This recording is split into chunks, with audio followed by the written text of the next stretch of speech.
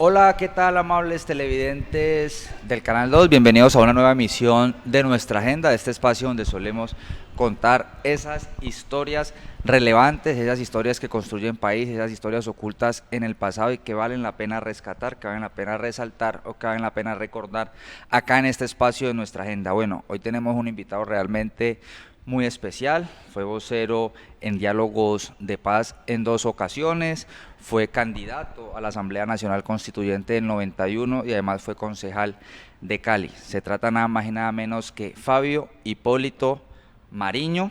También fue integrante del movimiento 19 de abril de 1970, M19. Con las muy buenas tardes, Fabio, ¿cómo estás? Bienvenido y muchísimas gracias por haber aceptado la invitación a participar de este espacio. Juan David, buenas tardes. Muy honrado de estar aquí con ustedes como jóvenes periodistas en el Canal 2, como una muestra de comunicación libre, bonita, a la cual respeto mucho, pero sobre todo con una audiencia que seguramente por los mensajes de juventud que ustedes todos los días tratan, diseñan, dibujan y comparten, seguramente es una audiencia muy bella, quien la saludo con mucho cariño, y a ustedes. Perfecto, Fabio, muchísimas gracias. Para ir entrando en materia, Fabio, más allá de su importante hoja de vida, interesante hoja de vida, usted escribe una obra que a mí me llama la atención y que nos ha llamado la atención aquí en el Canal 2 y que por eso lo hemos llamado acá, para que a partir de esta obra podamos entablar un diálogo, una conversación con usted. Cuénteme, Fabio, ¿por qué el perdón? ¿De dónde sale esa obra, El Perdón? ¿Hace cuánto la publicó? ¿Y qué fue lo que lo motivó a escribirla? El perdón es un valor humano, es una decisión ciudadana. En este caso, este texto que fue escrito con el sentimiento trabajado, tejido, hilado, cuidado por más de 35 años, es una decisión ciudadana, es una postura de ese valor político, de ese sentir humano frente a un acontecimiento, frente a un hecho que es absolutamente individual. Es la decisión de la persona que es capaz de tomar, de dar el paso, de perdonar. Y es un texto que, aunque nace en los rigores de la guerra, aunque nace en los dolores y en las tristezas que la guerra le ha producido a este país, yo soy parte de la guerra, fui parte de este acontecimiento y hoy soy, por suerte, gestor de paz. Pero por nacer de esos trajines de la guerra y haber nacido en esos acontecimientos, es un valor que comparto para poder decirle hoy a ustedes los jóvenes, a ustedes la muchachada bonita y a muchas personas que nos puedan ver, que es más fácil perdonar que pedir perdón. Sentimiento y postura política de este valor ciudadano nacido desde los acontecimientos de la confrontación, de la violencia, de la guerra que hemos vivido, pero también es fundamento para tomar la decisión de trabajar siempre por la paz. Fabio, ¿a quién decide perdonar y cuál es ese episodio que atraviesa usted, digamos, en esa parte importante de su vida que lo llevan a usted a perdonar? ¿Y a quién lo lleva usted a perdonar? ¿Y qué es lo que retrata usted ahí en la obra, Fabio? Adelante. Debo hacer una advertencia con muchísimo respeto a la teleaudiencia, y es que no le hago apología a la guerra. Pero como son acontecimientos de nuestra cotidianidad, de nuestra violencia, de nuestro devenir histórico que vivimos, entonces permítame hacer un esguince allí. En los avatares de la guerra, en los avatares de nuestra confrontación, de cómo hacíamos la política en el M19, pues no era extraña la muerte, no era extraña la captura, y lastimosa y tristemente no fue extraña la tortura. En esos trajines y en esos pasos y en esas esquinas de la vida, tuve la mala suerte de haber sido capturado, medio desaparecido y torturado en ese proceso, luego del robo del cantón, de las armas al Cantón Norte, muy famoso en esa época. Seguramente para los viejos que nos están viendo se acuerdan, pero la juventud no. Luego de esa operación donde el M19 asalta el Cantón Norte de Bogotá, vino una represión terrible, vino un procedimiento muy fuerte de parte del Estado en manos del ejército naturalmente y de los organismos de seguridad. Yo fui capturado y fui en ese proceso tristemente torturado, y en medio del acontecimiento de la tortura y del dolor y de la búsqueda de la vida, pues sucedió un acontecimiento terrible, que fue vencer a los torturadores, que fue asumir la tortura como parte de la lucha. Y en ese proceder y en ese andar del revolucionario joven que yo era, del sentimiento de un colombiano común y corriente como yo era, pero formado en valores cristianos, valores de hogar, valores campesinos, superar el acontecimiento de la tortura de la guerra, y fue a mis torturadores que en medio de la tortura logré perdonar, logré ofrecerles mi perdón, logré ofrecerles un tratamiento sin odios, aún en medio de ese acontecimiento terrible que es la tortura. Perfecto, ahí está la experiencia de Fabio Mariño. Fabio, una pregunta. Ahora, digamos, ya pasando un poco de la hora y adentrándonos un poco más, digamos, en la actualidad política del país, se habla de paz total. Usted fue vocero de paz en dos procesos de paz, uno con Belisario Betancur, ¿cierto? Y el otro con Virgilio Barco, que es el que da el paso para la Asamblea Nacional Constituyente. ¿Qué significa para usted la paz y si cree que Gustavo Petro puede enarbolar esas banderas con los actores armados que hay hoy por hoy? Bueno, gracias por la vueltica de la esquina, porque el tema anterior es, aparte de ser doloroso, la guerra también en lo personal es bastante molesto, porque quedan huellas permanentes en la vida, que son las que superan la decisión del perdón. Pero en la vuelta de la paz total, pues hoy estoy muy feliz de haber logrado en estos 33 años después de la firma de los acuerdos, que justamente hace apenas 8 días, el 9 de marzo, se cumplieron 33 años de haber firmado ese acuerdo de paz, de haber decidido dejar las armas, de haber continuado la acción política sin las armas en la acción de la democracia y de la paz. Pues en estos 33 años hemos madurado y hemos construido caminos, hemos ayudado a buscar linderos posibles hacia la reconciliación. Entonces, la paz total es un avance del aprendizaje y de los saberes de quienes venimos desde la guerra y la confrontación, desde los que no queremos la violencia para nuestros hijos y nietos, y la paz total en ese avance es la maduración de unas propuestas que se hicieron y que no lograron el objetivo. Lo digo de esta manera: nosotros, M19 y gobierno, firmamos un acuerdo de paz, y la guerra y la violencia y la confrontación y la desigualdad y la injusticia, que son raíces de la guerra, motivos de la guerra, causas de la violencia, siguieron. Otras 5 guerrillas entre el año 1990 y 95 hicieron acuerdos bilaterales entre una guerrilla y el gobierno, otra guerrilla y el gobierno. En el 2000, por los años del 2000, hay un acuerdo que avanzó bilateral entre las FARC y el gobierno. Luego hubo acuerdos entre paramilitares, bilateral, gobierno, paramilitares, gobierno de autodefensas, y la guerra continúa y la violencia continúa.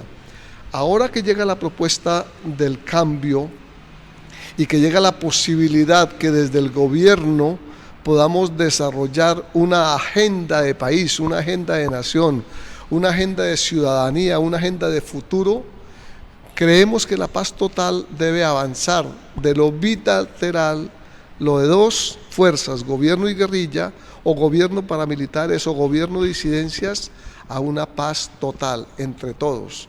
Mejor dicho, que todas las fuerzas, facciones, interesados o fuerzas políticas, sociales y también militares que estén interesados en la paz y en la reconciliación, le apuesten desde su saber y desde su aporte a no dejar una herencia de país convulsionado como la recibimos nosotros. Entonces, la paz total es apenas un desarrollo de las experiencias que en este país tenemos, Juan David, del año 1781, para no devolvernos más, en esta construcción de república, a hoy, 240 años, en Colombia se han firmado 23 grandes acuerdos de paz. firmado 23 grandes acuerdos de paz, todos incumplidos, todos violados por las dos partes o por las tres partes. Aunque una de las partes tiene más que cumplir, por lo tanto incumple más, pero no sabemos como país cumplir la palabra empeñada. Y entonces seguimos en esa tarea. La paz en total entonces es avanzar desde las experiencias pasadas hacia un futuro digno y un futuro que no sea triste para las generaciones, para ustedes. Perfecto. Fabio, en ese mismo orden de ideas, ¿qué le significa para usted, y si de pronto ha tenido la posibilidad de conversar con otros excompañeros del M, qué les significan, qué se les pasa por la cabeza o qué se les pasó por la cabeza en su momento cuando Gustavo Petro, un M presidente de la República? ¿Qué significa eso para ustedes? ¿Qué se les pasó por la cabeza o en el caso personal suyo? Pues la perseverancia, la insistencia, la tosudez también, la fuerza de seguir defendiendo la decisión tomada. Mire, yo muy joven tomé la decisión de irme a la política en armas, muy joven. Pero también muy joven tomé la decisión de salir de la guerra, de salir de la violencia, de salir de esa acción armada en la política. Entonces, durar 12, 15, 20, 30 años defendiendo la decisión tomada por la paz, no quiero hacerme sentir ya como el gran sacrificado, pero no es fácil en un país violento en donde vemos permanentemente los asesinatos políticos, vemos la muerte, la traición, la pobreza, la injusticia. Ese recorrido que llaman de la muerte rondando los hospitales, en fin, toda esa violencia política y social, pues hoy estalla en ánimos, hoy estalla esa búsqueda de paz, ese lograr haber superado esas dificultades, empezando la más grande por la muerte de Carlos Pizarro. El asesinato de Pizarro al mes de desmovilizarnos fue un empujón que quisieron darnos para la guerra otra vez. Haber superado eso, haber continuado estos años defendiendo la decisión tomada en la construcción de la paz y de la democracia plena, pues es un alborozo, nos sentimos alborozados, nos sentimos felices. Vivimos, sentimos y gozamos el grito casi nacional que el 7 de agosto a las 4:10 de la tarde Colombia vivió, cuando por una esquina de la Plaza de Bolívar sale nuevamente la espada del Libertador, que ha sido nuestra guía, nuestra luz y nuestra referencia de lucha, de dignidad y de independencia.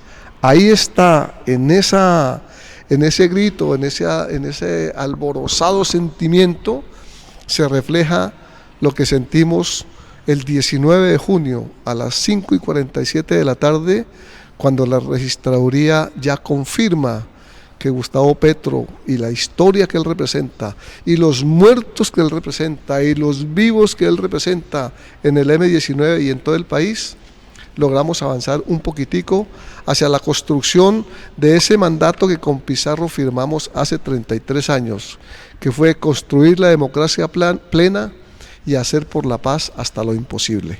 Fabio, ahí cortico, ¿han tenido la posibilidad de verse con Gustavo en Bogotá, por ahí por los pasillos, por los lugares de encuentro de ustedes? ¿Abrazarse, en decirse en algunas palabras? Sí, en campaña tuvimos la oportunidad de conversar en las oportunidades que las actividades de campaña lo permiten, porque estos líderes van tomando unas agendas que son muy importantes hacia lo externo, hacia los otros. Y quienes venimos de tiempo atrás, 40 años juntos, 30 años juntos, quienes compartimos esos tropeles de la vida, pues nos sentimos identificados y entonces no queremos quitarle espacio a los nuevos a las nuevas ciudadanías, a las nuevas personas que van llegando. Luego del triunfo del 19 de junio, en 2 oportunidades, también en tareas propias de la planeación, nos hemos visto, y ahora ya como presidente en 2 oportunidades en esos trajines de la construcción del plan de desarrollo y en la tarea que en septiembre asumimos, que fue motivar, participar y empujar los diálogos regionales vinculantes. Hemos tenido en 2 oportunidades la buena vibra de juntarnos y de seguir así sea con la sola mirada, comprometidos desde esos pasados en este efímero presente para un compromiso de futuro. Fabio, devolvámonos ahora un poquitico en el tiempo. La toma del Estado de Bolívar fue, digamos, uno de los actos más simbólicos del movimiento 19 de abril y, digamos, uno de los más recordados o uno de los más, por lo general, recordados en la historia política de Colombia. Comentémosle a la audiencia del Canal 2 por qué la espada de Bolívar, cuál era el significado que había detrás, cuál era el objetivo que había detrás, qué significaba ahí en esa toma. Fabio, adelante. Juan David me está llevando a jugar con los caminos de ida y vuelta de la historia y eso me enorgullece, además me hace más responsable en estas palabras. La década del 60 en el mundo mueve, la década del 60 en el mundo gestiona y dinamiza unos comportamientos culturales, la revolución cultural, la música, los avances tecnológicos, las comunicaciones, en fin. Esos vientos llegan a América, llegan a Colombia y por la década del 70, del 60-70, nacen en Colombia unas expresiones revolucionarias, unos movimientos guerrilleros que responden al momento, por el socialismo, pro Rusia, pro China, pro Cuba, y hay también una expresión de búsqueda juvenil que no empataba con esas convocatorias, con esas propuestas, a veces sectarias, radicalmente distintas, y entonces esa juventud buscando el qué hacer del momento. Por eso insisto en que no quiero hacerle apología a la guerra, pero era la línea política de un sentir popular, de un sentir juvenil, no solamente de Colombia. Y es allí, en esa búsqueda de no tener la referencia a expresiones políticas externas, lejanas a nuestro sentir nacional, que esa juventud, ese grupo de jóvenes, líderes, estudiantes, campesinos, profesionales, algunos metidos en la política, en la ANAPO, la Alianza Nacional Popular, concejales, diputados, representantes a la Cámara, senadores, excombatientes de otras guerrillas en la búsqueda de una identidad de lucha nacional, nos encontramos con la línea de mayor identidad nacional por encima de partidos, por encima de sectas, por encima de cualquier postura política partidista, que es el ejemplo independentista y la lucha libertaria que nos legó Bolívar. Y encontramos en su espada el símbolo para continuar en esa lucha independentista, independizarnos de la pobreza, independizarnos de la injusticia, independizarnos de esa manipulación y engaño con que la política ha venido ejerciendo el poder. Entonces mire que la espada de Bolívar se convierte en una luz y referencia que es el grito del 7 de agosto del año pasado a las 4 de la tarde. Es por eso que esa juventud asume el nombre de Movimiento 19 de Abril M19 como reivindicación a la participación ciudadana que el 19 de abril, domingo de 1970, ejerció y decidió en las urnas. Ganamos las elecciones con la NAPO, pero el fraude nos la robó, el sistema se la roba. Reivindicando, reconociendo esa decisión ciudadana, es que se toma el nombre del Movimiento 19 de Abril. Y para la presentación de una propuesta política nacional propia, más cercana a nosotros, pues qué mejor que Bolívar, qué mejor que la independencia que continuaba y qué mejor que la espada siguiendo abriendo caminos en la lucha que en Colombia aún necesitamos. Fabio, sigamos por ahí, por esa misma línea del tiempo, metámonos ya un poquitico más como en la década de los 80. ¿Qué pasa en el Salón Rojo del Cantón Norte? ¿Cuáles son las historias que hay ahí? ¿Cuál es ese proceder que hay ahí? Contémosle un poco eso a la audiencia del Canal 2. ¿Me repite, por favor? El Salón Rojo del Cantón Norte, donde estuvo usted privado de su libertad y donde, digamos, sufrió los vejámenes que sufrió por parte de la fuerza pública. Lo que sucede es que el M19 desata una propuesta política comunicacional, publicitaria con mucha fuerza. Y en los acontecimientos de la lucha, de la guerra, por así llamarla, fue creciendo, el país socialmente va teniendo muchas dificultades como ahora. El presidente Turbay, con una fórmula de ministro de Defensa, Camacho Leiva, para atender el desorden público, por eso se llama orden público, para atender la movilización ciudadana, para atenderla y darle respuesta a la ciudadanía que salía a las calles a reclamar, a protestar, se inventan el famoso Estatuto de Seguridad, que es una norma de represión a la ciudadanía.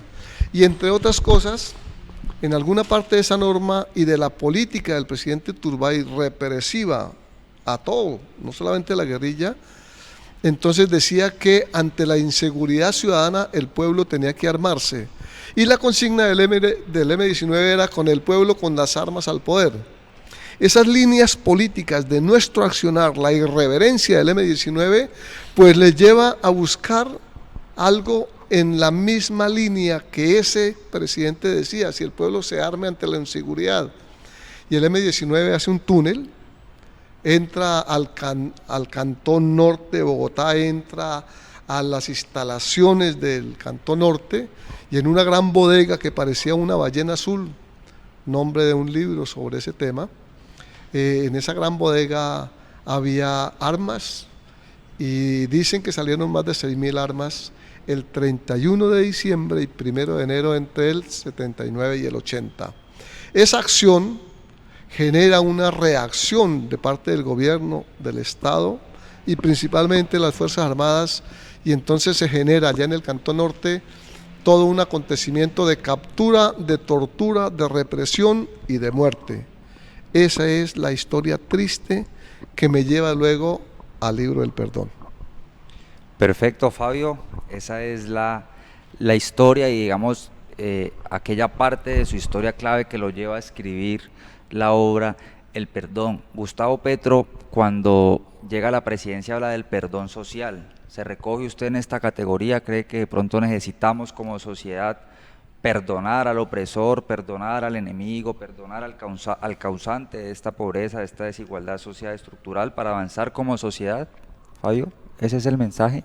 Yo creo que Petro, quien también fue capturado y torturado, y todos los que hemos tenido la oportunidad de vivir el conflicto y salir de él, nos recogemos en este tema del perdón social, del perdón humano.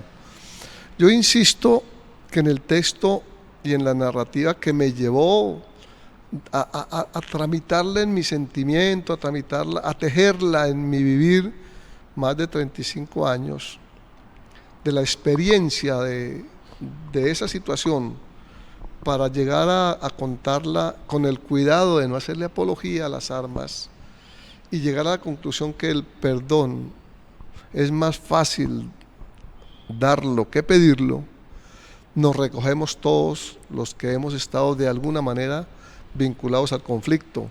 Por lo tanto, el perdón social, y entre otras cosas, permítame hacer una pequeña referencia.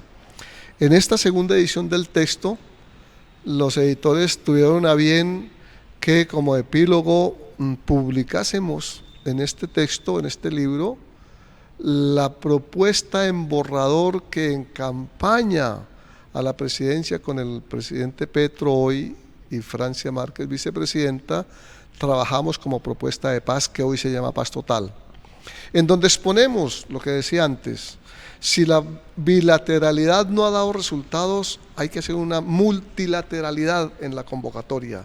La paz total, cada uno obviamente en su lenguaje, cada uno en sus circunstancias, en sus posibilidades y en sus aportes, cada una de las partes debe apostarle a la paz y a Colombia y no exigirle a la paz y a Colombia. Lo resumo: la paz total, la paz social, la paz humana, la paz de esta colombianidad, que quisiéramos no terminar nuestra época de vida sin dejar una herencia distinta a la reconciliación.